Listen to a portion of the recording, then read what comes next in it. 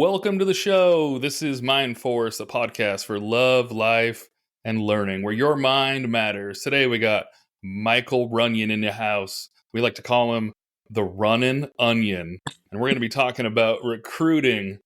So, Michael, who are you? What do you do?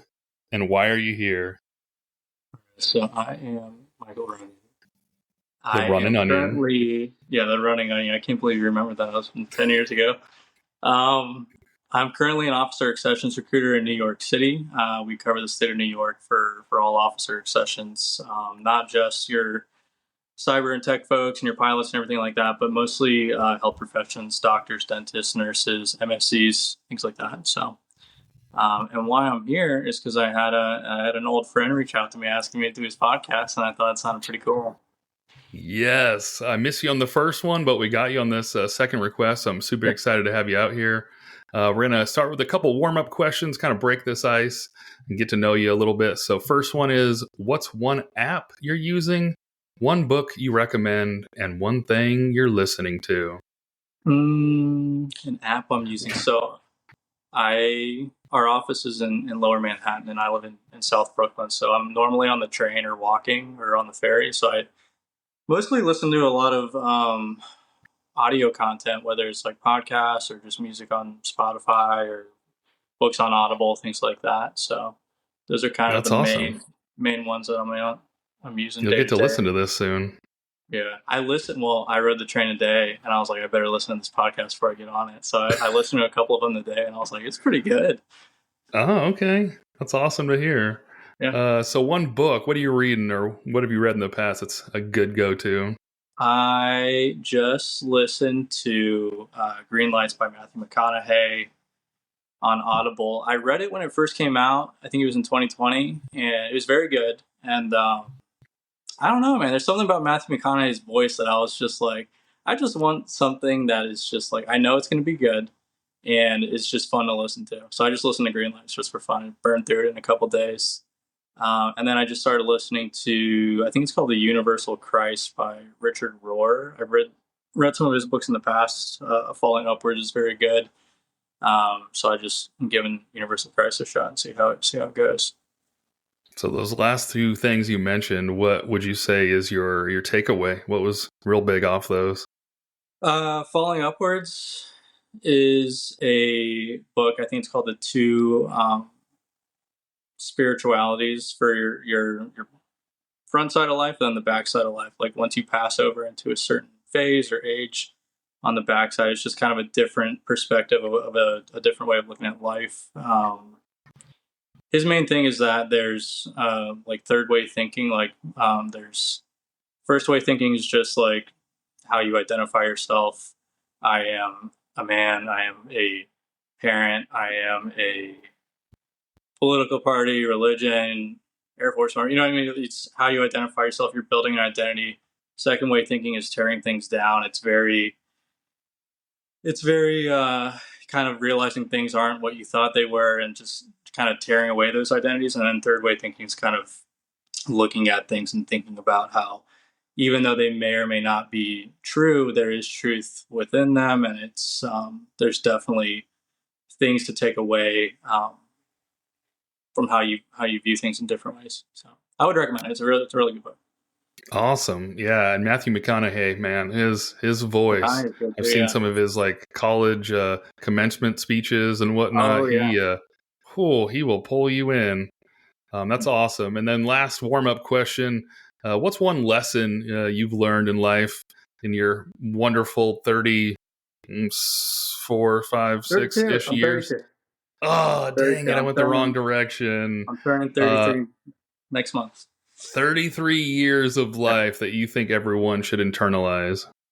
Oh, man. General theme, life is suffering, I think.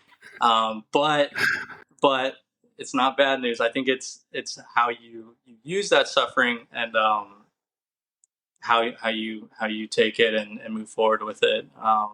I think a big thing. I mean, I wouldn't tell my applicants life was suffering, but when I used to do enlisted recruiting, there's a lot of expectations, a lot of like, I need to have this job in this location in order to be happy. And you see it over and over and over, and it's the same conversation over and over and over. And the big thing that I would give them is just like, it's not going to be what you think it is. Mm. Whether it's either way, whether it's you got the wrong job or you're in the wrong place or you got exactly what you wanted. Because I've heard it so many times. Somebody got exactly the job they wanted, they went to the location they wanted, and they hated it. Mm. Or flip side of that, you've got a job you thought you might not want, and you went to a place you might not want to go, and it's the best thing that's ever happened to you. So I think it's very much just like your perspective on how you can take that suffering and move forward with it. I think it's an internal thing too, because I've seen that a Yeah. lot. Having troops and whatnot, they want this thing, whatever it may be, location or a section in the flight or whatever, to make them happy. And they get there and they're still not happy. It's because the root of it is yourself. You Yep. are the thing that's moving. You're the common denominator. So there are Yep. things that make you maybe feel more fulfilled and things like that. But at the core of it, if you're not happy and you have lingering issues going on, then it's not going to matter where you move in a lot of cases. So that's a good point. I like that. Okay, we're going to move into the AFSC discussions. We're going to learn all we can about this. So what is your AFSC? What's the official title? And how did you find it? So I am currently an officer accessions recruiter. The AFSC, I believe, is 8R200. I found it because I don't know who your audience is. I'm sure it's mostly Air Force members, but if they're not, we have something called DSD. It's the developmental special duty. There's a few within the umbrella. It's like your TIs, your recruiters. Um, there's a few different things in there, but I think it was 2018, and my flight chief came down, Sergeant Warren Richards. He retired. He's no longer in. He works at the Library of Congress now. But he came in and he was just like, "Hey, we got DSD spots. Who wants to go?" And at the time, it was they would just pick you, right? Like they would just see like who has a clean record, who would be a good fit, and they would just throw you in there. But he came down, he asked, and I said, what is it?" And he was like, "It's only recruiting positions." And I was just like, "Yeah, put me in." I didn't think twice about it. I didn't think about it at all. I was just like, "Yeah, put me in there." And he went away. Like a month later, I got an email that was like, "Congrats, you've been selected." And I was like, "Oh my gosh!" And I mean, at that point, you still have to do stuff. You have to do like interviews and collect your records and do a bunch of stuff. And at the time, I knew a bunch of people that had been recruiters and came back from it or did go into recruiting. So I reached out to a ton of people, and I was just like, "Hey, what is this like?" And the majority of them were like, "That's the worst thing you've ever done. That's the worst decision you could have made." And I was like, "Oh no." And then I had like one or two people that were like, "Listen, it's the best thing you've ever done." And I was like, I believe you guys. I believe you guys, even though like everyone else is telling me the opposite. There's like two people. I remember who they were. I was working with them, and I was like, "I'm just gonna believe you. I think this is the best thing I've ever done." And yeah, so you do some interviews. You have to put your package together. You get official photos taken of your how you look in uniform and things like that. You submit everything, and once you get through the process, you go to recruiting school. It is about 2 months. It is at Lackland Air Force Base. And did you ever do tech school at Lackland? I did, yes. So isn't that big building in the back corner, like behind security forces? I was air transportation prior, so we did tech school back there too. But I think it's like contracting's in Mm. there, which you probably Oh, went yeah. through. That was So, mine, yeah. but yeah, I went there for 2 months. It's very intense. It's very serious, and but they teach you a lot. They teach you like sales skills and public speaking and everything else. And everybody gets their assignments. And how they do assignments is they just show you like here's 70 places that are open. Rack and stack it however you want, send it back to us. And most people get something in like their top 5 or 10. Um, and it kind of works because not everybody wants the same thing. I remember at the time on the list there was a Nampa, Idaho, which hindsight I think would actually be a nice assignment. But at the time I was like, this is I would never go there. Who would want to go there? And like one of my good friends that sat in the class next to me, he was like, I'm going to Nampa, Idaho. And I was like, why would you want to go there? But I got orders to Upland, California, which is right outside of LA County. It's right on the border of it. So it's high population. It's more of a well-to-do area, I guess. So there's a lot of parents that have money. The kids go to good schools, but a lot of them want to get out of that area specifically. So a lot of them end up joining the Air Force. But yeah, I'm running. Where am I going? I'm running off track. Okay, we'll transition to the next question. So we heard a little bit about you with the book and listening to some things and things like that. But can you give us a quick rundown on your backstory? Give us kind of the foundation of you, and then we'll dive more into these AFSC. Foundation of me. Yeah, tell us your origin story. My origin story. Oh gosh. Port dog. So I'll give you the real origin story. Yes. I grew up in Maryland. My dad was a retired lieutenant colonel from the Air Force. He was enlisted and then he commissioned as an electrical engineer, and he retired. And he retired before I was even born. And then he moved to Maryland and did had a government job working on a naval base over there. And then my mom was also working at the naval headquarters on the base too. And I think it was around when I was like 15 that my dad got sick. He was older. He was in his late 60s at that point, and he got sick. He got cancer, and he fought it for a while. Did chemo for a few years.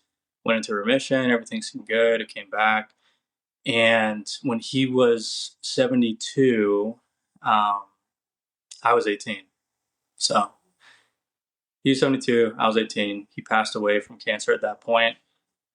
And it was just like a real wake up call moment for me where I was just like, I had already been through a lot this past few years, like trying to balance like being a teenager, but also like being there for him and taking care of him. He spent a lot of time in the hospital up in DC. So there was a lot of days where like I would get up and I wouldn't go to school. I would drive with my mom up to the hospital and spend all day up there with him. And yeah, it was a lot.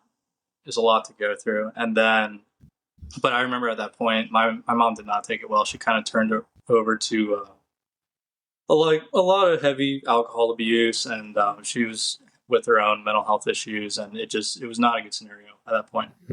And I just remember thinking like, I need to do something. And the thought of student loans terrified me.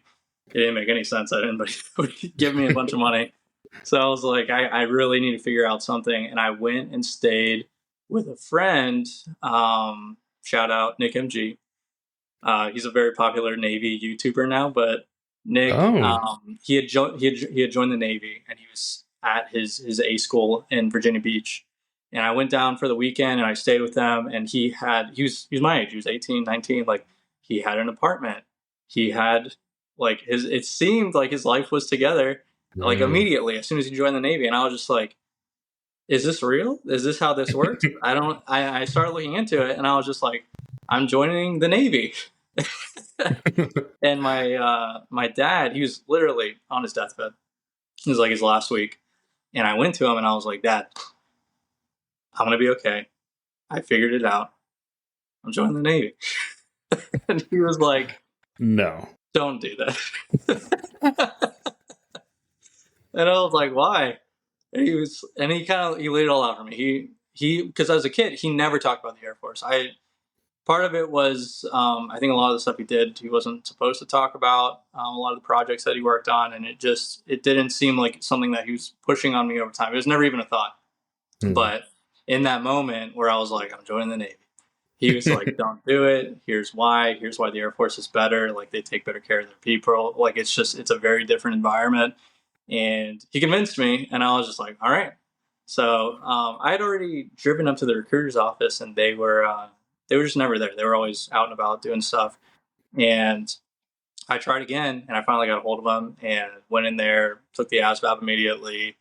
let them know, like, I will do anything. I'll do anything. And I had a good ASVAB score. Everything was good, but just at that time, this was like 2009.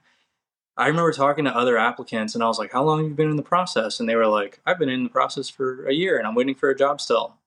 And I was like, "That's not going to be me." So I just told him, I was like, "I'll do literally anything." So like a few months later, he called me with a mechanical aptitude contract, which basically is like an open contract within that field, meaning that you'll go to basic training, you select a job while you're there that's within the mechanical field, which I was totally fine with. So, yeah, that's my origin story. Also, I mean, I guess this is a big part of it. I got married at that same time and also had a kid that same year. Like life just like hit me super fast. 18 years old, married with a kid, just lost my dad. Like it was a very intense time, and wouldn't recommend most 18-year-olds to get married. Obviously, that's crazy. But somehow it all worked out. We've been married for, it's going to be 15 years next May, and Nice. yeah, And 3 she still beautiful likes kids. you. Like it all just, I don't know, everything worked out, and I'm very grateful for all of it. But yeah, That's that's awesome. the Yeah, origin. it's crazy how difficult life is. I mean, I guess back to your life is pain and struggle. But yeah, I lost my dad a couple years ago as well. That long fight with cancer, and it's definitely not a fun thing, and it's kind of rough and difficult to see how it ripples out to the family and things like that. Yeah, But I think it does. I mean, not that it's the outcome you want, but it does pass on things to us. I feel like I've always been fairly upbeat and things like that, but that was another moment where he only made it to 50, and so it's just like life's too short for holding on to anything or staying in a bad place for really too long. Like things are just going to keep flying by. So now I just kind of carry that even to a greater extent than I did before, because you don't know what you're going to have, so you just got to cherish the days. yeah, um, but let's jump into the introduction and kind of get a little bit more on this AFSC. So can you give us a brief overview and kind of the primary responsibilities of a recruiter? sure. So for officer accessions recruiter, how we do it currently is we have small hubs throughout the country, and each recruiter is assigned to a program. Specifically, right now, I work with nurses, so I handle nurse applications from the moment that they are looking for somebody. I do their initial appointments, schedule them for MEPS to do their physical, schedule their interviews with the chief nurse and any specialist, build their applications, collect letters of recommendation, transcripts, everything like that, and submit their applications to the board. Depending on what program they're doing for nurses, it's obviously fully qualified nurses. We hire all specialties, whether they are a CRNA or a clinical nurse or OBGYN, like whatever they are, we normally have all positions available for fully qualified. Um, Outside of those, we also do nurse transition program, which is your brand new nurses that just graduated from nursing school. That's not necessarily true. As if they have less than 1 year of credible experience and their GPA is 3.3 and they have their BSN, we can hire them under the NTP program. And basically, they go through a 10-week course. And then they're kind of like in their first year, it's more like a residency to train them up in either OB, OR, or med surg. And then Hmm. outside of that, we also do scholarships. So if they come to us and they say, I want to do this doctorate's program for family nurse practitioner or CRNA, we will pick up tuition and pay them a monthly stipend while they're going to school. And then once they graduate, they come in to do that job within the Air Force. Okay, so how did you go from e-recruiter to o-recruiter? Is that a normal transition, or how does that Yeah. work? So recruiting is like its own career field, and I think that's what most folks in the Air Force probably don't understand is everybody sees like the DSD cycle rolls out, you get picked up, you're a recruiter.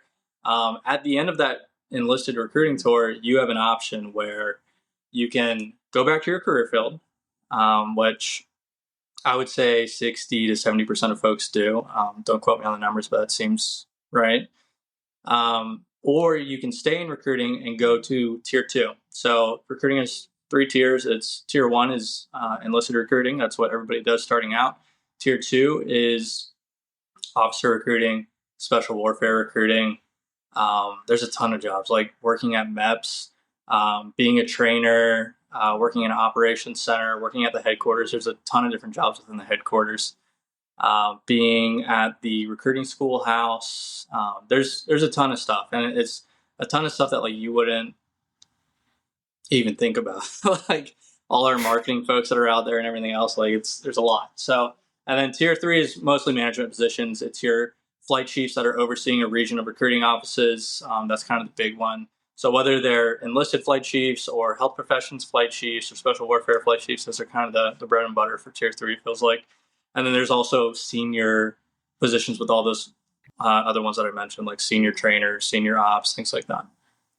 That's awesome. We even had a MSC that was over a recruiting squadron. That was pretty something not typical. Yeah. Cool. So next question is, this is always a difficult one, but I have to throw it out there, trying to give the tens of listeners I have an idea into some of these career fields. So can you try to walk us through what a typical day or week looks like in this career field? Every day is looking different, I'm sure. Yeah, every day is a little bit different. So recruiting is very heavy on planning. You make a plan, you work the plan. For us You change it 10 specifically, times. yeah, things change all the time too.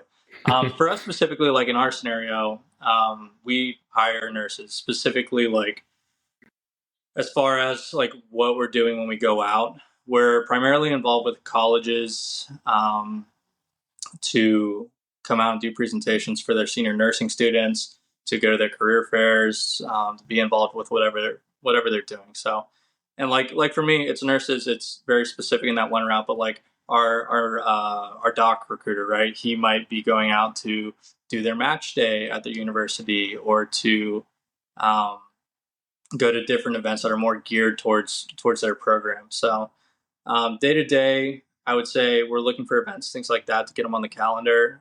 When we go out, it can be all over the place. So like it might be at a school nearby in Brooklyn, or it might be at a school upstate that's like 6 hours away. So it just depends how far it is, if we're going TDY or not, what we're doing for it. Sometimes it's just setting up a booth and just being at a career fair, but sometimes it's like getting up in a theater and talking in front of like 100 plus students to go over our information and do like a Q&A with them. Outside of that, it's very heavy on the admin work. Like I said, like building those applications, there's a lot that goes into it, and a lot that goes into getting them qualified through MEPS. Outside of that, we do a lot of lead generation. So think like for us, like more professional applicants are going to be on LinkedIn. So we spend a lot of time on LinkedIn, emailing school lists that are relevant to the programs and GPAs. Like we filter them down for what we're looking for, and just constantly looking to see like how can we generate leads and interest to get people to come to us. So those are kind of the big ones: lead generation, schools, and just all the admin work that goes along with it. So with the schools and things like that, are they requesting you, or are you trying to sell yourself to get to certain locations, or is it kind of a mix of both? It's a mix of both. I would say, because I came into recruiting in 2018, which at the time, doing enlisted recruiting in Southern California was very easy. It's just people are coming to you and you're just putting them in. Same thing with going into schools, like you're going to high schools or community colleges. It's not anything too crazy. I came into the health professions recruiting world during, I guess, post-COVID. We got here in 21. So it's very different, especially it being New York City. I think a lot of people thought like, oh, COVID's over, but like New York City, COVID was like a traumatic event where a lot of those schools just like shuttered their doors and like just shut everything down. And even today, I go to some schools where they're like half of our faculty is remote still, and I think it took a long time for everybody to kind of shift out of that and get back to students being on campus, classes being in person. So it was a real push this like past year to like, hey, we're the Air Force, we're here, and we want to like be involved with what you're doing. And that's received in a lot of different ways. Some people are not into it. Some people are very into it. I think it's cool when we find places where you have universities that have professors that are veterans that like are all about it and they want to help. And sometimes it's not even that they're veterans; they just have families that are family members that are veterans, and they're just very grateful. So I did a presentation recently at Hunter College, and there's this professor. She's invited me out a few times to talk to her class, and she's just been like super helpful. And I just didn't know. I didn't know why, like, because there's not a ton of people that are like going out of their way to help you too much. So she just kept helping me, and I was like, I don't really understand why. And then she messaged me and kind of like told me her backstory about like how her dad was in World War II, and that's like how he met her mom, and they moved to the U.S. and she took care of him like in his aging years until like he passed away, and it was very emotional. And I was just kind of blown away by it, where it was just like you never know like what people's attachments are or links are to like military service. Hmm. So Yeah, you it's really never know what's going on with people, right? yeah, you never know. So it was very cool, but yeah. So what are some of the key tasks you talked about planning? So what are other key tasks and some challenges that you're encountering? I mean, I'm sure you've seen it in the news, right? Like Air Force recruiting. I mean, not just Air Force recruiting, but like all branches of recruiting Oh, are down somehow. Um, Obviously, I can't speak to all of it. There's a ton of factors that go into it that are pretty easy to point out. But um, one of the big ones that we've seen is they put a new system in place called Genesis. I want to say in 21, at the tail end of 21, they put it in place. And basically, it the gives new electronic health record. Yeah, yeah. It gives MEPS access to pull your medical records. You sign off on a form saying they can pull it. They can pull medical records. So, like, when you put an applicant in, you fill out a medical history report, you submit it. If they want to see documents, they'll request them. You kind of go back and forth for a minute, and then they'll give them the thumbs up, and they come to MEPS to do their physical. Now with Genesis, it's obviously created like a huge admin burden where you submit it, they have to pull it in the system, they pull whatever they can find, and then they have a lot of questions about it. There's a lot of unanswered questions, I think, where they see something there and they're like, what is this? What does this mean? Is this resolved? Do they still have this? And then they have to reach out to the applicant, and the applicant has to pull more documents, prove that it's not an issue. And it's just, I think it's created a pretty large admin burden on the MEP side, and it's slowed down things significantly as far as like getting people into MEPS and completing their physicals. So I think that's been like the big hurdle that I've seen. Obviously, like we were saying, like coming out of COVID, like I think there was some. It was like we were having to get back out on the streets and reintroduce ourselves. Of like, this is the Air Force. This is what we do, and just having that piece in place and like having it not be there during those COVID years, I think was probably pretty detrimental. Yeah, and one thing I think it's cool, you touched on, some of the positions that you're recruiting for, nurses and things like that. That's one Yep. thing I always find kind of hilarious. If you do touch base with someone that's a civilian and doesn't have any military experience, like it seems like the mind explodes and they find out there's other jobs. I'll Yep. always remember, I forgot who I was talking to. I wish I could remember who it was, but I had someone said, I thought you practiced war. And I was like, I don't know what that means, but we have like 128 different jobs. We got the dude at finance and, the gal doing, civil engineering and whatever else. And so it's kind of funny sometimes, like we all have normal jobs, actually. Like a lot of us have pretty, normal things. I mean, even a jet mechanic, still a mechanic to a certain extent. So, as long as you're not like aerial refueling, which is probably not done anywhere else in the world, there's probably an equivalent of us somewhere. So it's always funny to see that mind kind of explode. Yeah. But let's move on to the next one. Training and education. You touched on tech school, but what are some of the other things that you go through for training? When you went from E to O, was there additional training there, or what are some of the trainings that you get along the way, or can you get continuing education? Um, yeah, I mean, obviously they have their own degree within CCAF, so that's a thing. Most folks that they're hiring are going to be NCOs and probably already have a CCAF complete. So a lot of them transfer credits and it is knocked out. Um, Besides that initial 2 months of training at the recruiting schoolhouse, when you go from enlisted recruiting to officer recruiting, you go through something called the OA workshop. I think it's about 2 weeks out at Randolph Air Force Base. And there's also our sales training is you get a more tailored version of it for health professions applicants. Um, and a lot of this, I mean, a lot of the training aspect that comes down from it is like things change so fast in the field that a lot of like the good training that you're going to receive is from other recruiters. So, Mhm. like when I did enlisted recruiting, we weren't really on social media when I got there, and I noticed it, and I was like, "Hey, can we get on Instagram? Like, is that allowed? How does this work?" And I just ran with it. I like blew up the account as big as I could.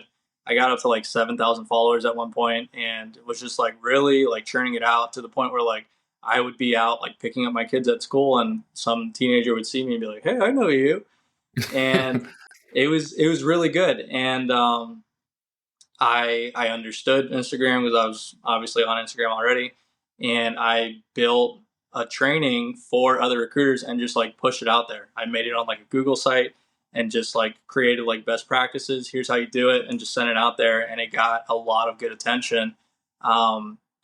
But now if you ask me to like, hey, how do you do Instagram? Like, what would be good? Like, I don't know. Like it changed. Moved on. They added reels. Like things are different now. The algorithm's different. I don't know.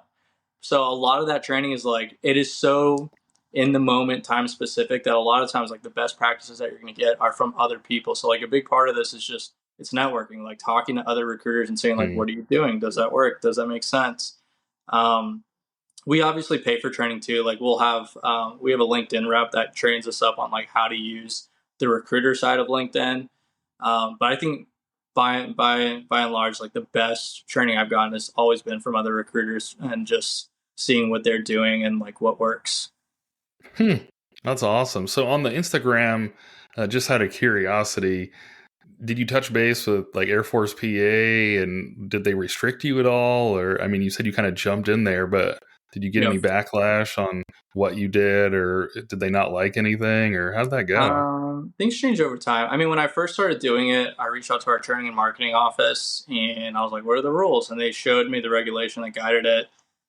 It wasn't too big. It was just like, obviously you're representing the Air Force. Like you have to be representing the Air Force, but like that's already your job. You know what I mean? Like you are an NCO. You should have enough sense to like not say anything crazy on social media. Like your job is to promote the Air Force. So, um, over time, like yeah, they did provide additional guidance or training, but as far as PA being involved, there was nothing really too much like that. It was Hmm. largely at the time, it was largely up to our training and marketing offices to kind of keep an eye on it and make sure that everything was on the up and up.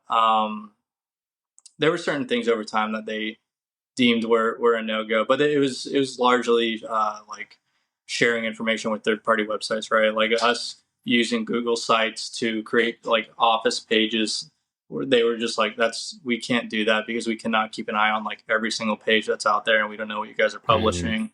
And if you are publishing anything that is collecting information, it's obviously a problem because it's a third party site.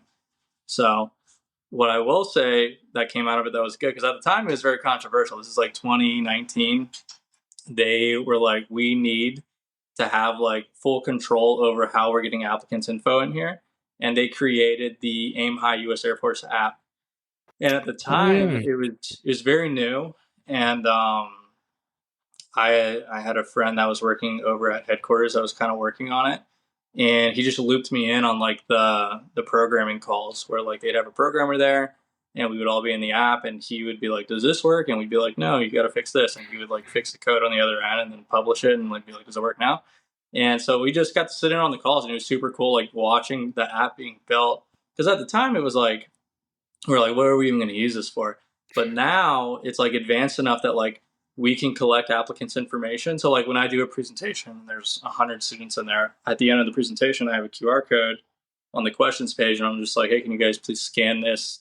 Like I bring food and stuff, so I'm just like, I need you guys to scan this so I can like prove how many people are here, so we can justify the cost and everything else. And when they scan it, They can fill in their information. They can say if they're interested or not.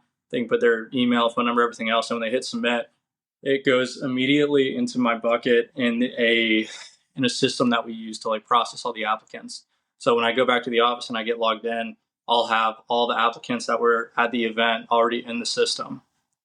So Wow, it's super useful now. It's very cool. But at the time, we were that's just like awesome. kind of making this thing, and we're like, I don't know what it's going to be for, but it's probably going to be good. It's so crazy. Like you never know the impact or far reaching. You're working on this Yeah. thing and it just seems kind of cool at the time and it just gets Yeah. bigger and bigger. So that's awesome. Mhm. Next question I got for you under the training and education. What do you think is the most important personality trait or strength someone would need? They're like, hey, I want to be a recruiter. What do they need to get into this career field and really be successful? Um, I mean, there's a few things. I think you need to be organized. From what I've seen, is a lot of these recruiters are going to go out to locations, especially like brand new ones, are going to go to locations where they're just by themselves. Like in my scenario, I was in an office with like another recruiter. You guys are, even though you're there together, you're not working together. Like you're both running your own processes, processing applicants, doing your own thing. You have a flight chief that's somewhere else normally. Our flight chief was about an hour away, and we'd see him once or twice a month, maybe. He'll come out, run reports, check things, make sure everything's good. But you need to be very organized to like stay on top of it. And I think, obviously, being responsible, like you need to be on top of everything and make sure it's all moving in the right direction to maintain that autonomy. Otherwise, you're gonna have somebody coming down on you, being like, you need to do X, Y, and Z every single day, and that's no fun. So, um, but I think another Self big thing, driven. yeah, he's self-driven. Another big thing is just being curious. Yeah, like your job is just talking to people primarily. And you talk to so many people every day that when you do these appointments, especially, and you're like building that initial relationship and the initial rapport, like just being curious of like, why do they want to do this? Like, why why are they doing this? Why now? Like, why does this make sense for them? And I think because a lot of times you fall into patterns where you see somebody and you see their scenario and you're like, yeah, I've seen this before. I know what this is. And sometimes it's true, but sometimes it's not.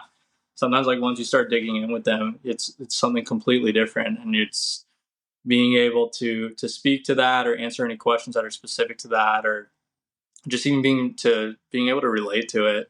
Because a lot of times like those concerns or fears that they may have that are like kind of deep down, like once you get down to them, you can be like, oh yeah, like I've been through this and I know exactly how to answer this. Like, so it's yeah, just being curious about people, I think is a big one. I think that's interesting too, because we just mentioned that, right? Like, you never know what someone's going through. So you think you do at a surface level, but humans are super complicated. Mm-hmm. I did want to ask another question earlier, so I guess I'll kind of jump back. So, with the school visits and these things, and you briefly touched on it right there, but how much leeway or autonomy are you given to be able to get after that? As long as you're meeting, the things that you need to and fulfilling requirements, are you good to try? Because you were able to start the Instagram and try some new things. So are you given quite a bit of leeway? Yeah, I would say there's a lot of autonomy within recruiting as a whole. That's obviously dependent on your location and your personalities that are involved and what your boss is like and everything else. But from what I've seen, by and large, like talking to recruiters all over the nation, like I think the majority of them are experiencing a lot more autonomy than they ever did in prior career fields. I just remember even like midway through my enlisted recruiting tour, I went to NCOA, like the leadership school, out at Lackland Air Force Base, and a lot of the people in the class were at Lackland. They were TIs or something closely related, and I just remember at the time being like, "Oh man, like my day to day is so different, like than like a normal military job." And that can be a good thing and a bad thing. Obviously, it's fantastic when it's all working out and everything's going smooth. But like when you aren't hitting the numbers you need or you're not getting the things you need, like then it can get stressful, right? And I mean, part of that is self-induced, which is better than having somebody else induce it. But I think a lot of recruiters experience that stress of like, oh man, like I need to hit these numbers, otherwise, like it looks like I'm not doing my job, which normally isn't true. Normally, like they're extremely busy or like trying to get to the thing that they need. but it doesn't always pan out that way. Okay, I think that perfect segue leads us to the next one.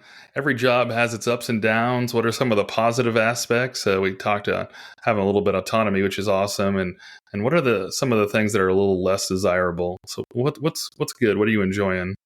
What do I enjoy? What do I enjoy? I think it's I think it's the relationship building. I think that's like the most enjoyable part. Whether it's with applicants or with influencers like those college professors or people that can help you. Like I think that is the most enjoyable part. Like just being able to go out and talk to people, especially here in New York City. It's very different. I think when you go to a lot of places that are near military bases, they kind of have a rough idea of like, oh yeah, there's a military person here. But when you're when you're in Manhattan and somebody sees you in uniform, it's they're like you can see them doing the mental math of like trying to piece it together of like why are you here, what's going on, and even for me, like if I see somebody in uniform, I look at them, I'm like, what are you doing here? I went to we keep our cars in this parking garage across the street, and I went down to get a car the other day, and there was this like a brand new airman just standing there in her OCPs, and I was like, "Hey, I'm Sergeant Runyan. What are you doing here?" And she was just like, "I just joined the Air Force. I'm from Harlem, and I came back to do RAP. You know RAP, Oh yeah, the recruit Recruiters assistance Assistance program. Program." She was like, "I'm back doing RAP, and they told me to come get this thing." And I was talking with her, and it was such a trip to like just see somebody else like out in the wild that's in the Air Force. So it's cool.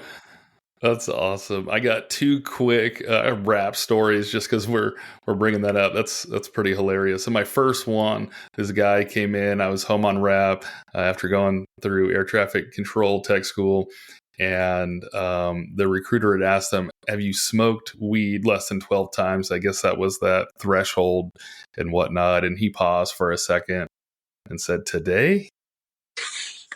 I was like, oh no. And then there was another one. One of my jobs was to check the voicemail for the recruiter and just make sure, take down phone numbers and whatnot. And this guy got hammered. And so he's like, I love the Air Force.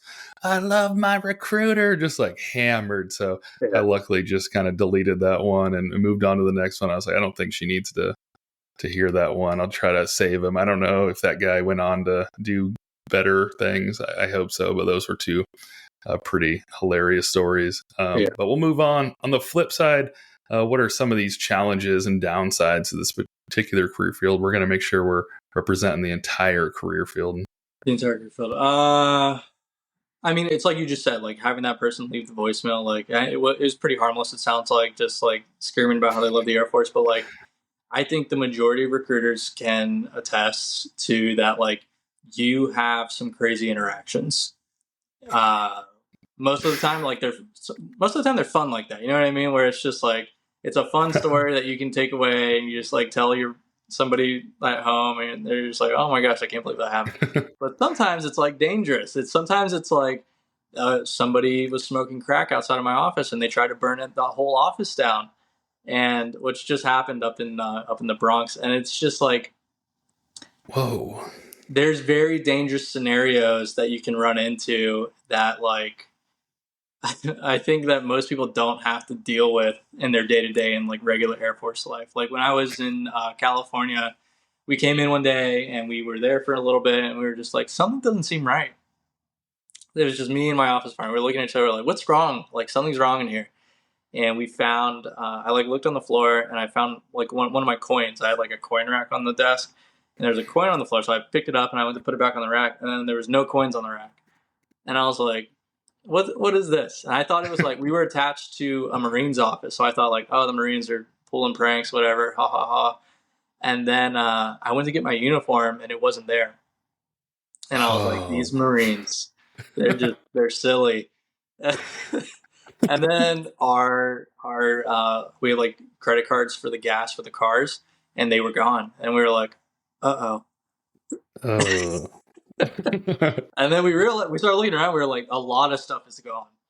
And Oh. we called the cops. The cops called OSI, and OSI showed up in like 20 minutes, and we were nowhere near an Air Force base. And I was like, where are you at? And he Where was do you just like, oh live? yeah, I'm just stationed right over here. And I was like, that's crazy. I didn't know you guys were everywhere. Um, but yeah, I was sitting there the next day, and I was just like, how did this happen? Who would do this? And I had this flag on the wall that, like, when my airmen would ship out, they would write their name on it, their job, and the day they shipped out. And at the top, there's a new name, and it was a name, and it said one way down, and it had an arrow, and it was not the regular format, obviously. And I was just like, who did this? And I googled the name and our city that we were in, and I found him, and he had already been arrested like a month prior for like breaking into a church and doing something similar. So I called the Oh, cops back, and I was like, hey, I here's some found more him. information. And they were I like, got oh, him. we actually arrested him yesterday for something completely different. So yeah, Oh, he's already here. So this all works out. And I tried to get my stuff back, and they wouldn't give it back. They were just saying that it was pretty gross, like what he did to the uniforms and stuff. So they were like, you don't want it. So I was like, okay. And then I oh. was just like, a regular Air Force member would never have to deal with this. Oh, that's wild. This was never a thing at my old job, but yeah, you have a lot of experiences like that where you're just like, oh man, this is different. So you could definitely say that's something that sets this career field apart from others. Are there Yeah. any other unique or specialized aspects you think that make this particularly interesting or demanding? Um, I guess, being able to set your own schedule and, being in remote places is kind of interesting because the locations you've mentioned are nowhere near bases. So yeah. just the location itself is kind of interesting. Yeah. I mean, those are largely good things. And I mean, all of these have pros and cons. Well, like being able to get out in the community and represent the Air Force and like bring what we have to offer, like that's largely a good thing. Until you have those types of interactions where like they get dangerous or a little concerning, and you're just like, oh man, that's this is not the best. So Have you ever denied someone and then gotten like a threat or anything? Or does that not sure, happen? yeah. There's people get threats all the time. Oof. And a lot of times they keep us aware about it, and we get like emails sent out to us of like, oh, this office in this location received these types of phone calls, or got this letter, or this happened, or that. Like, so yeah, you're aware that there's risk at play, but yeah, it just I think it's mostly good though. I would Okay. say like Well, those scenarios are very like one off scenarios that like most recruiters will have like one or two stories of, but by and large, like just being able to get out in the communities is, I think it's really cool. that's awesome. I wanted to ask one question on the negative aspect. Not that I want to go too negative, but I'm just curious. I went to SOS and been to some things, and I've heard this rumor, and so I'm curious on if you can speak on it. I don't know if that's like something you can't, but not only people, not showing up to want to join the military, but also having a challenge like physically being able to. So have you seen that? I know you're now on the O side, but on the E side, have you heard? That it's been more difficult with people being, on tablets more and sitting around more and maybe playing more video games or whatever our more sedentary lifestyle has been. Is it harder to get someone, even if, they do want to, but they just don't even physically qualify, or they're getting broken more at basic training, or have you heard anything like that? So I mean, this was a common conversation too when I did enlist recruiting, where um, I think there's a large portion of the population that has access to healthcare, is knowledgeable about mental health issues, things like that, and at the time, and I mean, obviously, I can't give a definitive answer on this, but like from my experience, what I saw was that there's like an overdiagnosis of mental health type issues. Whether it's the most common ones are seeing like kids that are diagnosed with ADD, ADHD when they're in like fourth grade, and they were prescribed medication, they didn't take it, and they just kind of moved on with their life and they were fine, right? Like they didn't have to go get an IEP from school, they didn't have to take medication long term. It was just like a thing that happened when they were a kid, and then it just like moved along, right? So seeing that, like that is unbelievably common. But then even as you get into like teenage years, things like that, like once you start looking at anxiety, depression, seeing folks that were put on medication for short amount of time, like that, those are big hurdles to get past, like on the medical side. If you were taking medication for anything like that, especially like on the officer side, what you'll see more is it's very common for folks to take stimulants to, like, to get through studying and tests and everything else, especially like your doctors. Like getting through med school is a huge hurdle, and it's not uncommon to see folks that were prescribed stimulants like Adderall or things like that um, now you need to get them medically qualified to do, and kind of have to preface that with like, look, they got this prescription because they were trying to help with like getting through school. So Dang, a those lot of are, challenges, a lot of difficult things, right? yeah. So I mean, there's your common ones like you tore your ACL playing football, or you had a surgery or something like that. Like those are all pretty common, but those are kind of, when you hear about like people getting disqualified like right off the bat for stuff like that, it's a lot of those types of things that you'll see. Okay, that makes sense. So I'd like to ask, you have somebody, they, are in the DSD, they get picked up, they're on like day one of recruiting. What's a piece of advice you'd give them, starting on day one, now that you have years of experience in the field? Day one, a word of advice. Can you remember back that far? Yeah, it gets better. It really gets better. It's like, it's a very common thing in recruiting where like everybody knows those first few months are very hard. They're very hard to get through.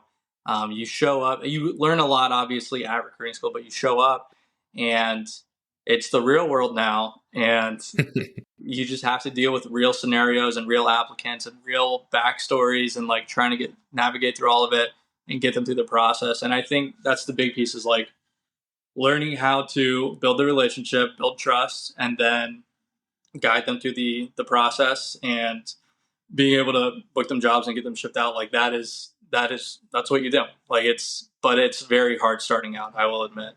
Once you have it down though, it's super simple. So push on through those Yeah. first couple months. Yeah, just keep going. Okay. Lastly, looking ahead, what do you see as future trends and opportunities in this AFSC? Are there any emerging areas or developments that individuals considering this path should be aware of? What's the future look like? What's the future look like? Do you have any more insight or anything on development in Genesis? You said that's an issue. It's causing some trouble. Are they doing patches and fixes, or what's that looking like? I don't know. I think realistically, like, this is me being hopeful, is I'm hoping they pull the data from the past couple of years using the system and are able to come up with a justification that they can apply DoD wide for accessions, where they can show like, here are the issues that people get medically disqualified for, and here's what they end up getting waivers for and gets approved X amount of the time, right? And they can take that data and update the regulations for what it needs to come in on the medical side. So, and they're already doing this. Like when they come out to our trainings and they talk about stuff like this, and they're trying to show that like, if we have a medical diagnosis that it is approved with a waiver 95% of the time, maybe we just need to update the regulation to show that like that is not something that needs to go up to the Surgeon General level, right? So that's what I'm So hoping more for. standards. Yeah, I'm hopeful that the medical regulations get updated, and they're able to use all the pain that recruiters went through during this time period to make it simpler in the future. So there's a lot of And other that's stuff at play too, that we're updating things constantly. We just started using AI for some of the interviews for line officers, but yeah, there's constantly updates that are coming out. awesome. You're using Chat GPT? ChatGPT. No, they paid an AI company a lot of money to do interviews for some of our applicants now. That's awesome. So we went through the AFSC of recruiting, but this podcast is about mental fitness. And so I got to intertwine. So I got to ask you for one tip, trick, or personal story that you'd give out to the listeners, the tens of listeners out there about mental fitness, something you've overcome, something you put into practice, or what do you have for tip for mental fitness? Mental fitness. I mean, for me, anytime I've been in a not great situation, whether it's losing a family member or going through like a difficult time with something, I kind of always just go back to the basics, which for me are movement, whether that's lifting weights, running, things like that. If I can move every day, I will. My diet, if I am eating primarily whole foods, meat, vegetables, fruits, and I can keep that in check and I'm not putting poison in my body through soda or alcohol or sugars or other things. And breathing and outside, I would say, like a lot of folks rely on meditation. For me, like a breathing practice, like just being able to sit outside and take those deep breaths and be in the sun. And like, if I can go back to those few things, like anytime I'm in like a very bad space, like as long as I can show up and just do that every day, like I can get through kind of whatever. Like your life is suffering, you're still pain, like you're still, it's not going to be good. But as long as you're taking care of yourself and you're doing those things, for me at least, I'm gonna come out all right. That's awesome. I love that. I love that you gave actionable things that someone could take today, this week, and actually go and use those. So I'd like to try to summarize some of the points from today. So we talked about recruiting, a lot of autonomy to be able to get after and do some stuff. Got to be self-motivated. You get to go to some really cool locations. You got the different tiers in the system, which I totally didn't know. So once you get in there, you can go on to do other things. So if it is on your DSD, I'd say check it out, ask some questions. It sounds like a lot of good learning opportunities, locations, a lot of upsides there. Awesome ability to make some relationships and get out to your community, which is amazing. So good stuff there. I encourage listeners to let me know the good, bad, and indifferent. Hit me up on social media. Check out the Buzzsprout site for the podcast and the videos that are coming up on YouTube. But Michael, thank you for coming out. It was a good time. Thanks for having me. Absolutely. Well, thank you for listening to AFSCs 1 through 9. Remember, exploring different career fields is an important step in finding the right path for you. Join us next time as we continue to explore different career paths and the opportunities they offer. If you have any questions or want to share your career story, please let me know. We'll see you next time. I love you all. See ya.